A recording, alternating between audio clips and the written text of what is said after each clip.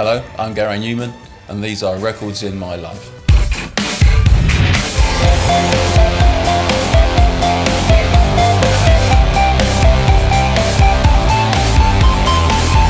Here in my car, I feel safest of all. I can lock on my doors. It's the only way to live in cars. It's cold outside, and the bass.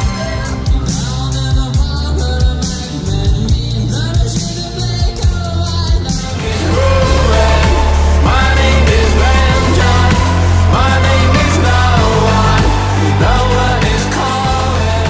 I like that. Anyway, let's try and impress your daughters a little bit here. Let's roll into it. This show is, I don't know if you've been briefed, but it's all about, I talked about records and records that have inspired you and Okay. records that you enjoy. But I'm going to flash back to another band called Joy Division, which I'm sure you're well aware of. They recorded an album for the BBC John Peel sessions, and they were being interviewed, and they referenced your album, The Pleasure Principle, as the future of music. They were asked, what's the future of music going to be? They said, without batting an eye, they said it's Gary Numan.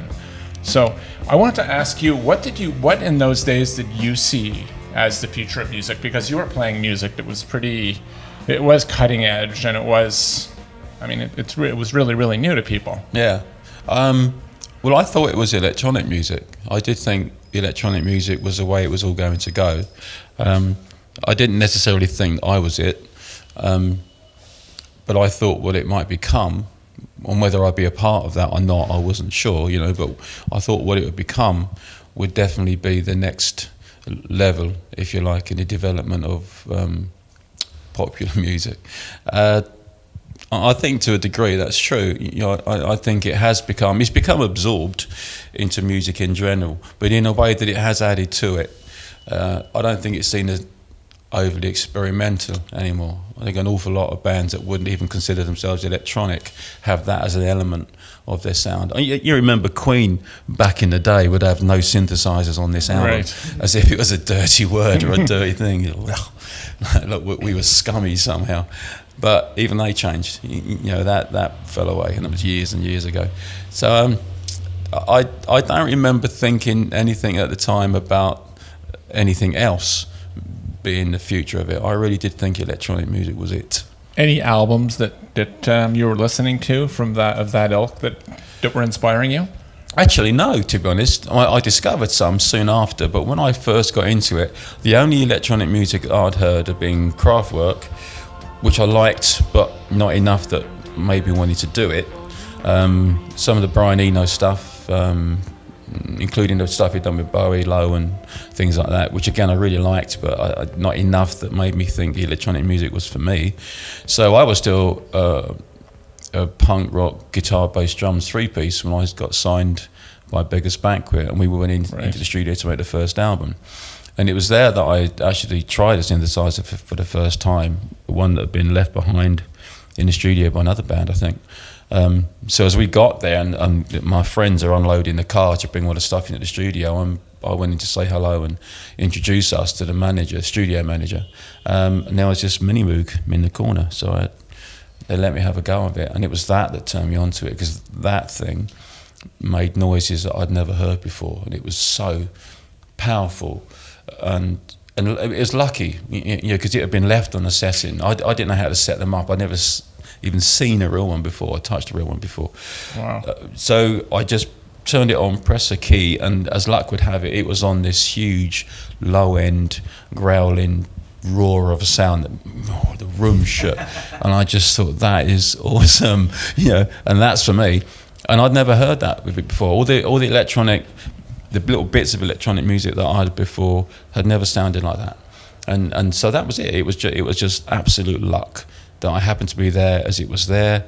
It had been left in that sound by persons unknown. I never did find out who it was that had it before me, just at the right moment. As on day one of making a new album. So we was there for a few days, and I very hastily converted all of my sort of punk guitar thrash songs into little one-finger electronic things, really basic, and went back to the record label with that.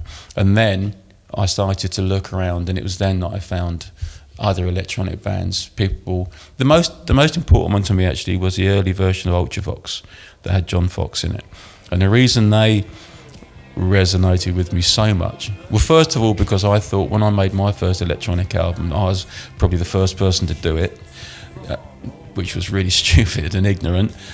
So I found Ultravox and realised that they were on their third album, so I was clearly not ahead of the game at all. I was right at the end of it, which is a bit embarrassing. But they were doing something similar. They had a conventional lineup, guitar, bass, drums and so on, and they had added a layer of electronics to it, which was very much what I was trying to do with my thing. But they were just doing it much better.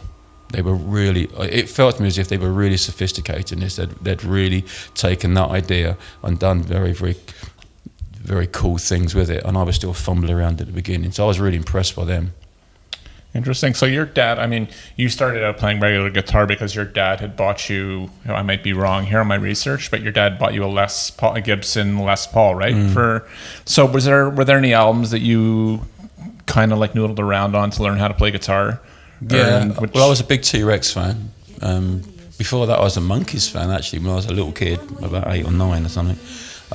We had a group in our street called the Monkey Juniors. Not really a group. Great name. Because we were all little.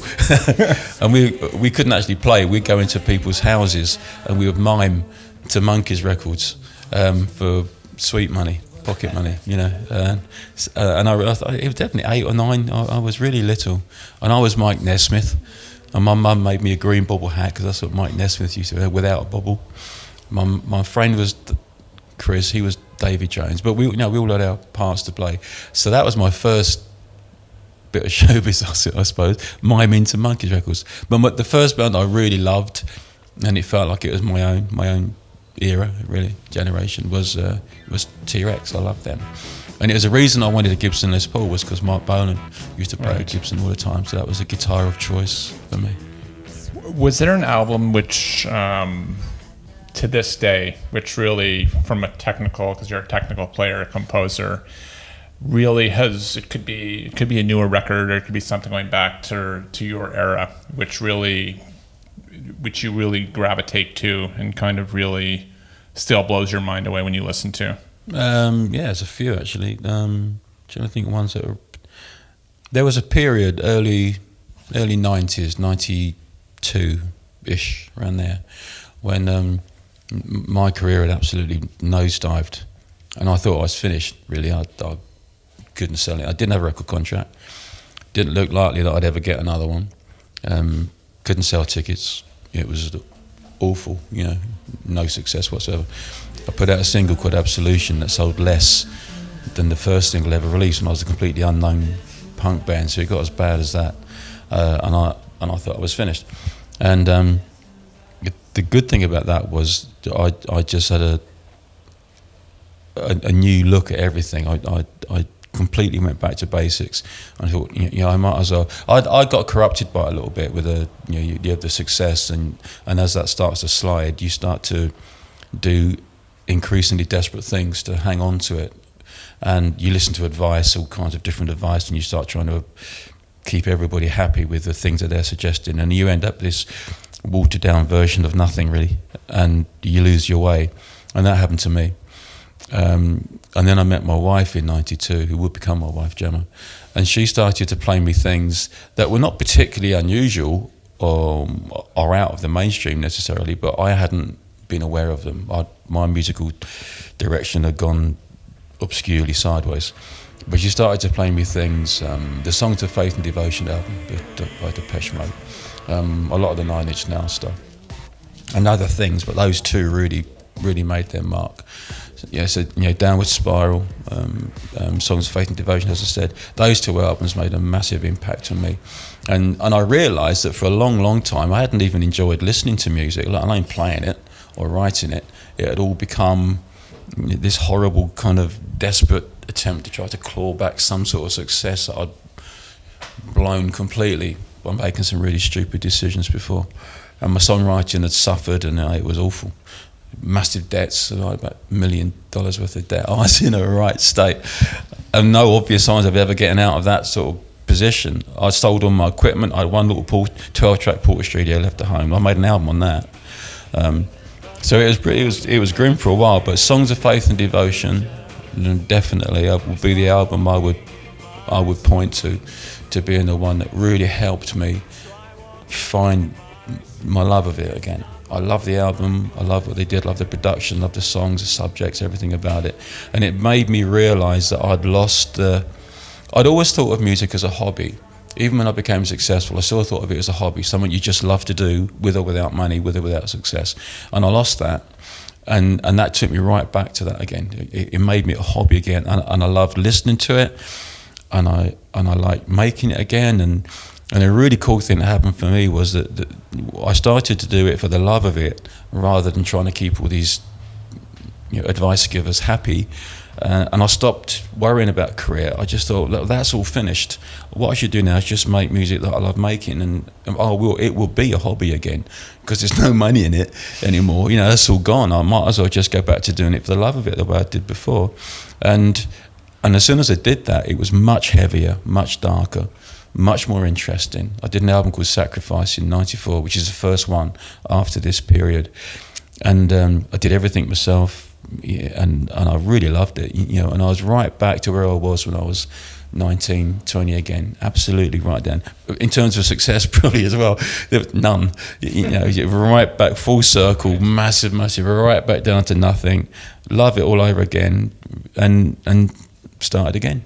So my career's in two halves, really. And it kind of feels good because you really have nothing to lose, and it's all like all your art's organic, and it's a total, like I said, it's a total passion project once you keep that full circle. Yeah, it's made me really, it's made me slightly paranoid in a way about ever thinking that way again. If you write a song and you think to yourself, oh, now that sounds good on the radio, I don't want to think like that, because that was my problem before. It was horrible, to see everything commercially. It's just so destroying, and it didn't work, and I was no good at it. That's the thing. Even when I was trying to write songs that were commercial, I was useless at it. So it's not just me being sort of true to myself. I'm actually no good at it, even if I wanted to do it. I should just don't worry about that, But it's such a problem. It's such a chip on my shoulder in a way, because of what happened before and the state I got myself in, that now I do erase things. If there's a song comes along and I start to think with a commercial brain, I that's got to go, because I got a real problem with it. I can't ever, because it nearly killed me. It nearly finished my career off completely.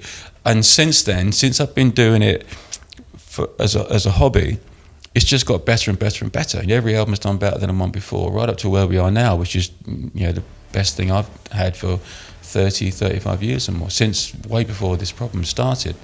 And so if I don't think commercially, if I just do what I love doing, and I'm just really proud of every song that I turn out, and I don't care about its commercial aspect or not, don't think that way, then I seem to do all right. Most importantly, I'm really proud of it, and I'm satisfied by it, and that means the world. When you've been in that other position, I'm very happy with where I am and the journey it's taken me to get here, and I absolutely don't ever want to go back to thinking the way I did before. And one final fun question, is there an album you wish that you might have been in the studio for during the recording process? It could be an older one. There's a quick funny line from LCD Sound System that James Murphy says, "Don't do it like that. You'll never make a dime." I don't know if I'm losing my edge. I don't know if you know that somebody else. He's giving advice to Captain Beefheart. He's going back in time, and he's saying, "Don't do it like that. You'll never make a dime." So I was wondering if you had a period where you wish you could have been for one of your favorite albums, where you might have tweaked something, or you just love the album. Period. Oh yeah, no. If I could have been a fly on the wall of any album being made, then for me it probably would have been Pretty Hate Machine, the Nine Inch Nails album, because I think that set a standard that is almost impossible for anyone since to beat. The aggression and that, and the absolute raw power of it and it's just phenomenal piece of work, And My Head Like a Hole He's probably got the two best choruses ever written, both in the same song. It's just, that chorus comes in and you just go, oh, that is unbelievable. And then it gets even better. There's another, what? What kind of genius would think of that? He's amazing. He's an amazing bloke. He's so cool. He's so clever, and he's just taken. And he talks about me being sort of influential in what he did. Well, that's a huge honour, obviously. But whatever little thing I did to begin with, he's just taken it and gone ballistic with it. He's a very clever man. And he has cited you as influence. Him, like I said, him and Joy Division. I mean, I'm gonna send this to your daughters. I'm gonna send them some. This is who you have to be proud of. Like, screw the arena bands, man. Your dad is where it's at. So, anyway. They've never thought of me as being cool at all. I think we were sort of saying before that they're used to this. They've only ever known sort of me being on stage and going on telly and doing all that sort of thing. So to them, it's not a big deal. And a lot of our friends, we're sort of friends with Trent and Josh Homme and people like that, and they're all much more successful than I am. So I'm kind of like the poor relation to all these people. So and they don't understand yet influence and legacy, and what. They just understand where you are now. I'm not playing in arenas, they are, therefore I'm a disappointment to them. And I'm all right with that, because I'm a bit of a disappointment to myself, really, in that sense, because I still want to get back to that. But so I have a huge sympathy for their point of view. But it would be nice for them to be proud of me one day. I'm sure they will. We're going to send them this. I'll send it to you, because I'm not going to ask for your children's email address. That would be offside. And thank you so much for being on the show. It's been a true delight. We like to ask our guests if you have any words of wisdom or advice for the World Wide Webs as we say goodbye. It will sound glib, and it will sound slightly like I'm trying to be clever. And I'm really not. The best bit of advice I could give to anyone that's in a band anyway, that's trying to make it, is don't listen to advice. And I know that sounds stupid, but I absolutely believe it to be true, because for all the story I was telling you before about what happened to me, I nearly lost everything the moment I started to listen to advice. And I lost my own sense of direction and where I was going. I was arrogantly confident. Arrogant's the right word. Confident. Super confident of where I was going and what I was doing and what I wanted to achieve, the way I wanted to sound, the things I wanted to write about. I had everything all worked out. And when it didn't go so well, I wobbled. And I started to listen to advice, and it absolutely collapsed from then on. So I would absolutely say, know what you want, know where you're going, be confident about what you've got to offer, and don't listen to anyone. You're going to be surrounded by people that think they know best. People that have never written a song in their life that will tell you exactly what you should be writing about. Well, it's full of armchair experts that never actually got off their arse and do anything about it themselves at all, but will tell you what you should be doing. They're all idiots, and don't listen to any of them. Good advice. Thank you. That makes perfect sense.